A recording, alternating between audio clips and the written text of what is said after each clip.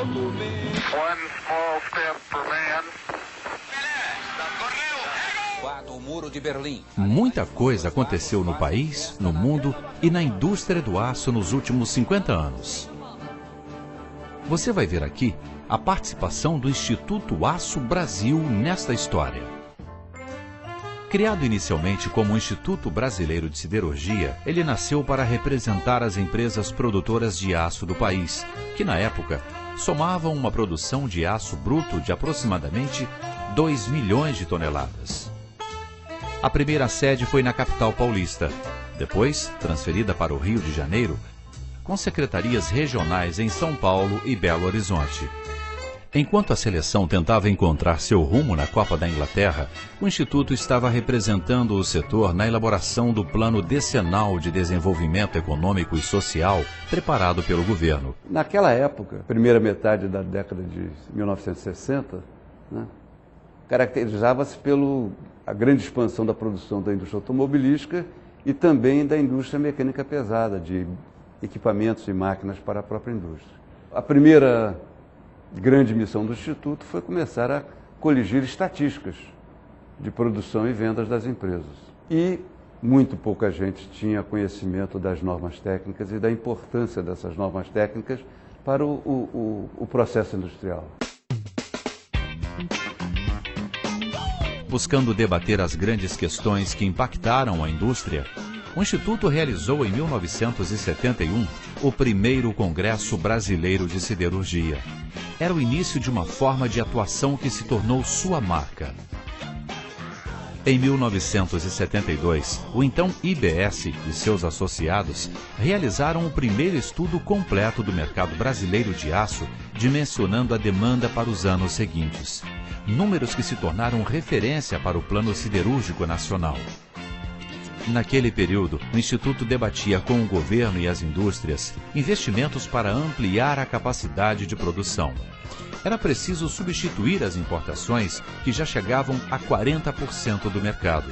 Houve, no princípio, muita especulação em relação à origem mesmo do próprio aço que seria usado, por exemplo, na indústria automobilística. O choque do petróleo acabou forçando que a indústria siderúrgica se mexesse, que a indústria de automóveis se mexesse, e os dois então conseguiram contornar. Em 1977, o Brasil convivia com políticas de controle da economia, como a existência do Conselho Interministerial de Preços e do Conselho de Política Aduaneira. Em defesa do setor, o Instituto se envolvia intensamente nesses órgãos.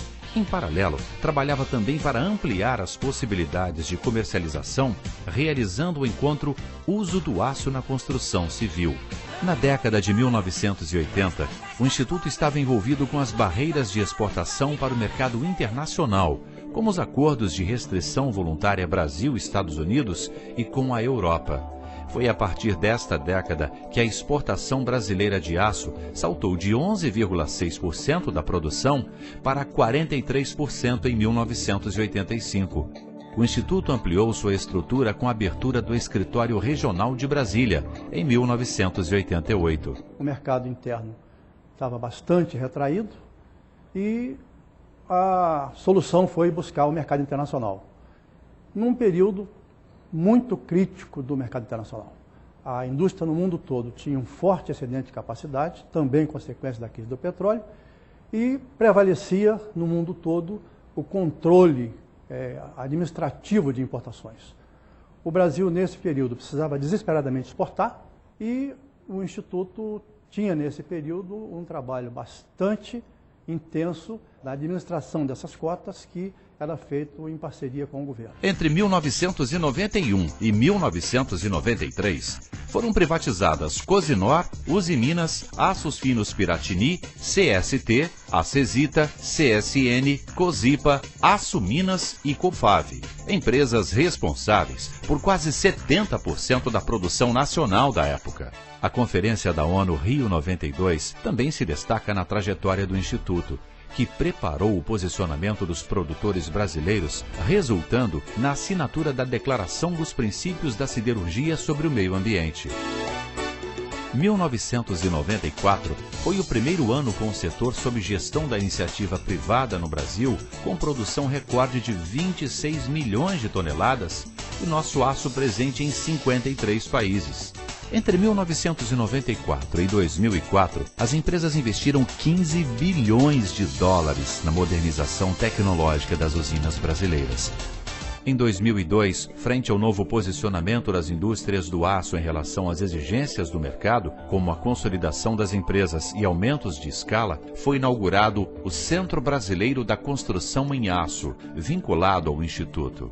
E foi pensando em ampliar ainda mais a força do setor que, em 2009, o IBS passou a se chamar Instituto Aço Brasil, trazendo a força do aço para o seu nome, ressaltando sua importância no dia a dia das pessoas e destacando a contribuição do produto para o desenvolvimento do país. O Congresso Brasileiro do Aço de 2010 foi palco da Expo Aço e da Vila do Aço, com maquetes em tamanho real de casas, prédios e equipamentos urbanos.